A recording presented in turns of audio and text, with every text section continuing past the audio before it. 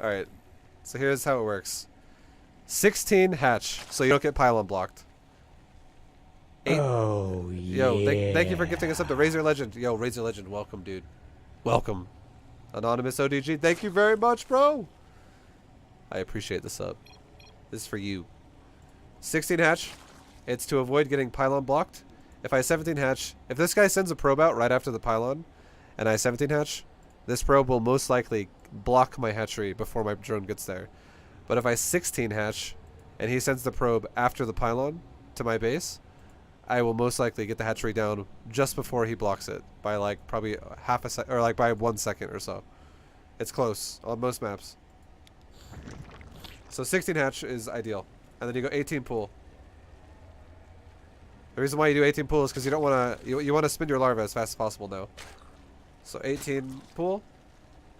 I went up to 19. That's whatever. And then you go 19 third base. As soon as you start your 19th drone, you send a drone from your mineral line to your third.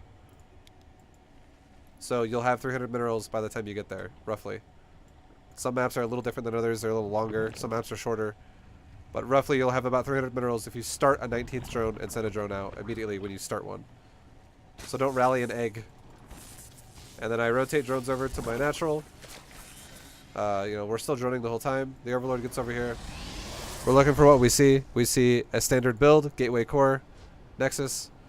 You should always dive your Overlord into the base to know what you're up against. It tells you when you should take your gas. We're still droning in the meantime. Now, around 2:45 is when a unit should be made if there was no chrono boost. Like right around 2:45, like right when your Overlord starts flying into the main. Roughly, you don't have to remember the exact time, but about the time when your Overlord starts flying into the main, you should be getting shot by a Stalker if he went Stalker first. And around this time, if you are not getting shot by a Stalker, you should make Zerglings, and you should make like 6 of them right now. You should be making like 6lings, because what's going to happen is he's going to have an Adept. If there's no Stalker, most likely is an Adept, and it's going to your base to attack you. It's most likely what's going to happen, especially since he scouted your Gasless, and he knows you're not going to have shit. Now, so that with that being said, if the first Adept runs into your base and just straight up dies, you're totally fine. You don't got to make more lings. But if the first Adept shades your base and runs away, it doesn't actually die, you need to make 4 more Zerglings to go up to 10. Because if 2 Adepts come and you only have 6lings, there's a very high chance you're going to lose a lot of drones, because he can kill 6lings fucking easy peasy, and he can probably just even run away from 6lings and kill drones. So if the Adept doesn't die to the first 6lings, and he stocks up a second one, so now he has 2, make 10lings instead of 6. Like, add 4 more. Now, moving on. Your Overlord tells you everything. If you see a Stargate, you can take your gases at 330 to 340. If you see anything that is not a Stargate, if you see a Robo, a Twilight Council, you should take your gas at 250. So, like, right now, if this was a Twilight Council, I would be starting my gas right now. And if you see nothing, okay? You see nothing in the tech in the main at all. You're like, oh, well, I don't know what he's doing. Take your gas at 3 minutes. It's a middle ground build where you can still defend a lot of timings if he moved his tech somewhere weird. And immediately, with 2 of your lings, start running around the sides of the map. 1 goes this way, and 1 goes this way. And you look for proxy shit. That's what you do. Now, behind this, you just drone the whole time. And you make a Roach Warren at 4 minutes, and you start a layer with your first 100 gas whenever you take your gas. Judging off of what I just said a second ago. Is this a lesson? No, this is a quick 5-minute rundown. And there you go. That's the opener so far. Now we're going to start gases like 3 and 4 here pretty soon. Roughly when I get like pretty well saturated on my natural. So we're starting gases 3 and 4 right now. And if you look at my drone count, we currently have 51 drones. My natural's already pretty much fully saturated, very close to it. This is roughly the time you want to start more gas, because we're still also making drones. So we're going to resaturate the mineral line as well. Now also at this time is when you would scout his third base. If you're playing properly, you would have 1 Zergling chilling over here, and you'd have 1 Zergling chilling over here. If this Protoss player takes a third around 450, 445, 450, He's playing standard. It's a build that might do a little bit of pressure to you, but it's a standard economy build. It's not going to be a flood of all-ins. If, however, this guy does not take a third at 450, every single like 10 seconds that goes by that he does not have a third, he will have 2 more gates over 4. So if this guy takes a third at 450, yeah. most likely you're fighting against a 4-gate opener. If it's like a standard build. If this guy opens up, you know, a third at like 510, is a very high chance he might have like 6 gates, 5 or 6 gates, and he might want to lay on a little bit more pressure than other Protosses normally would with a Prism. If this guy goes up to fucking like 5 minutes, 20 seconds, and now he finally starts a third, well, there's a very good chance that you might have like a 7 or 8 gate all-in coming at your way. Like, you're going to get fucking attacked really hard, and you might want to not make only like 10 or 12 roaches. You might want to make like 20 roaches or like 24 roaches just to make sure you don't die to a timing. That's roughly how you want to deal with Protoss. So he takes a third at 450, and we're scouting right now, and we're identifying, oh, there's a third, and it's already like a third of the way done, or like almost even halfway done, which means he took this third a while ago because the Nexus takes a full 71 seconds to make. You can basically look at this and go, okay, it's almost halfway done. It's about like 35 seconds in production, and 35 seconds ago was around 4:45. That's like a quick estimate right there. It's not exact, but it's a quick estimate, and that tells me, okay, there's no all-in coming. There might be a little bit of pressure. There could still be pressure. Pressure is standard. It's not like they can't do pressure still. But what it does tell me is there's not going to be like 8 Zealots warping in at a time with this Prism. So I don't have to go fucking crazy on roaches. So you're going to see in a second here, I'm actually already almost fully saturated, but you'll see in a second here, I should make drones. Now that I know what's going on. I should start drones in a second. There you go. Boom. I start drones. So I finish off my saturation. And now we're fully saturated. We're fully saturated at this point on 65 drones. We're missing one somewhere. I think it's on my 3rd mineral line. But drones are... Well, these drones got stasis. But drones are being made. They're, you know, they're all good to go. And, yeah. Now from here on, we could just be like, Roach Hydra! There we go. We fixed it. 66.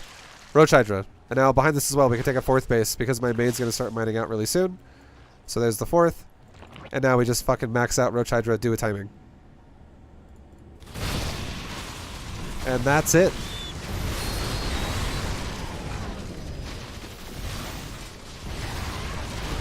And now it just comes down to macroing while microing. Like making more army while microing this fight. There you go. Boom! Is there a reason why you go +1 attack instead of 1-1? If you go 1-1, it's going to delay your shit severely. You don't have a lot of... This build is kind of crucial on where you want to designate your gas to go to. And if I'm getting Carapace, you got to think about what is the benefit of Carapace. It's really no benefit. And I'll tell you why in a second, I guess. But if I'm getting Carapace, it's going to delay everything. Carapace is not a cheap upgrade at all. I'm going to have to build another drone. I'm going to have to also build the Evo Chamber, which is 125 minerals. It's not that big of a deal. But it's going to be another larva. That's going to be one less unit I can have in my army, which is also not that big of a deal. But it's the equivalent of 6 roaches in terms of how much gas I invested into the upgrade, which is a big deal. So now that means if you take all that in combination, I'm now like 7 roaches behind what I could be, which is 14 supply lower in your initial push, which is a huge deficit to your initial power of your timing. And if you really think about it, what is the situation here? What would Carapace do? Carapace would only really help against Zealots, and Zealots are the biggest piece of shit unit in the world here against Roach Hydra, because realistically what's going to happen is if I micro properly and I just concave out, you can see what I mean here in a second. If I micro properly and I just make a concave, Zealots will come in and die whether or not I have Carapace. Like, it's not going to... Basically, the Zealots will die faster if I have more army to kill them quicker, basically. It's not like I'm going to... I need durability on my army to deal with the Zealots. Because what happens... What's the big underlying story of this situation would be is that Immortal is going to 3-shot my roaches, regardless of if I have Carapace or not. It's going to 3-shot my shit. As soon as an Immortal gets level 1 weapons, it will forever 3-shot a roach. Forever. And as soon as an Immortal gets level 1 weapons, it will forever 4-shot a Hydralisk.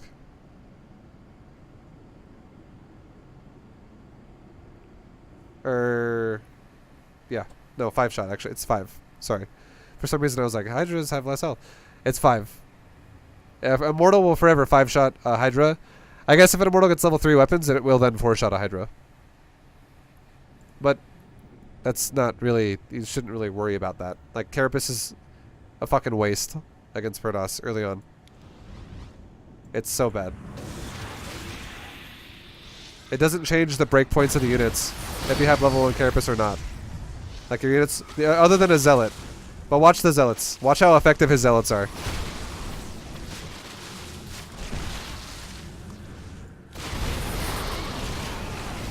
So far, I think this is all the death that's happened so far in this game. So far, he's already lost 8 Zealots. Actually, no, I've lost some units before this to the Archons. But you get my point. He just lost 8 Zealots, and I think in this fight overall, I lost like 1 Roach up to this point. Or 2 Roaches or something. That was 1 Roach that's died so far to the force fields. 2 Roaches have died now. 3 Roaches have died. But he's casting force fields, so I'm burning his force fields. 5 Roaches have died. 6 Roaches have died. The bigger problem here is the sentries casting force fields on me, and the Immortal is just pounding my fucking Roaches to death. The Zealots are not a problem at all.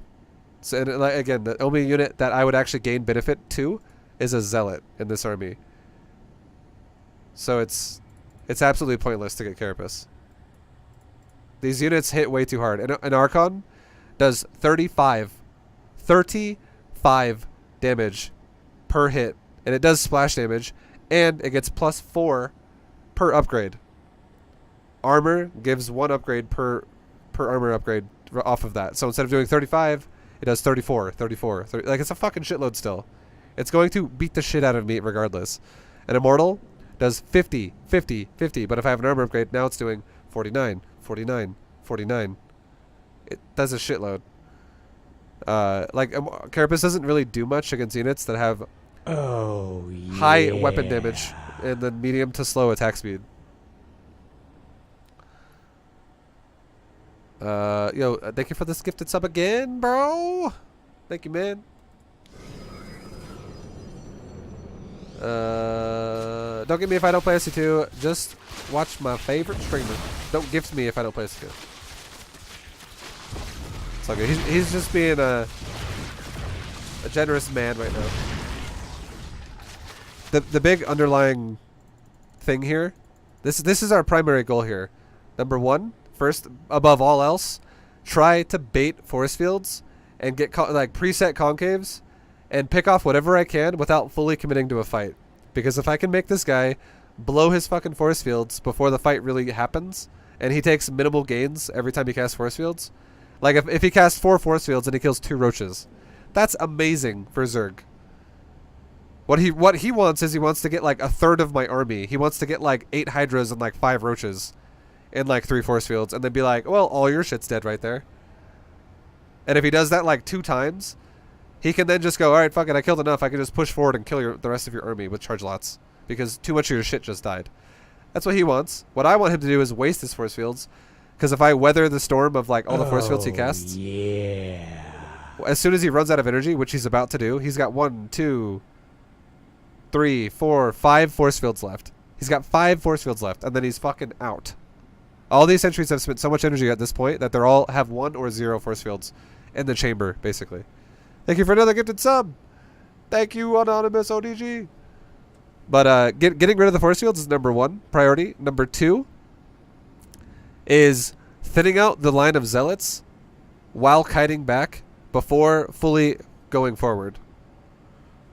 That's number 2. Because what happens is, if we can kill all the zealots and there's no meat shield anymore to the Archon Immortal, we can then move forward and really jump on top of the power of his army, which is Archon Immortal, And if we start picking off Archon Immortal, the game's over.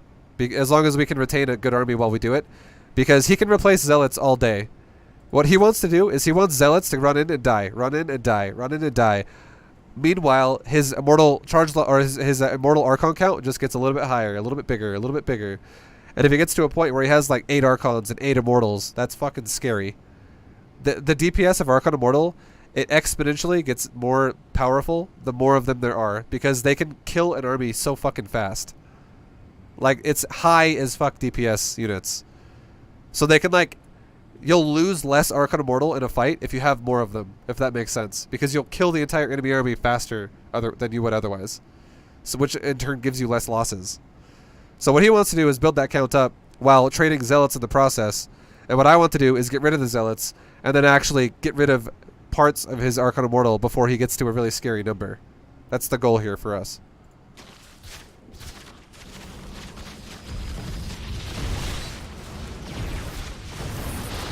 So notice how we never really fully commit to a fight. We kind of keep our distance and we keep just thinning out the Zealots. But if he stays there, if he doesn't pull back as soon as all of its Zealots die, we will then fight in a concave against Archon Immortal. Because if he loses like 1 or 2 Immortals or 1 or 2 Archons in that fight, that's fucking great for us. And now, once again, like I said, I actually started taking a fight more seriously now because all these sentries, 0, 0, 0, 0. None of these sentries have force fields anymore. So he can't stop me from just moving forward now.